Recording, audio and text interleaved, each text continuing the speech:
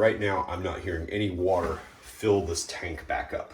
So when we pull this, the water level is not rising because we turned the shutoff valve off. We will take this shock vac. I have a very particular vacuum that has a single function, and it is to suck the water out of toilets. And the reason I have this vacuum as opposed to another vacuum is the filter on this is a wet filter, which is not a very fine filter.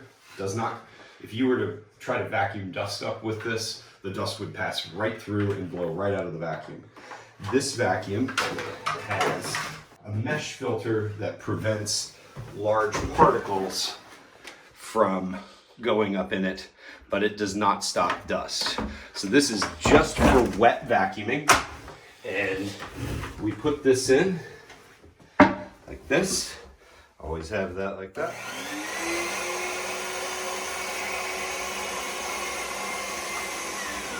And then we're going to vacuum the water. We're going to vacuum this water right out of the tank.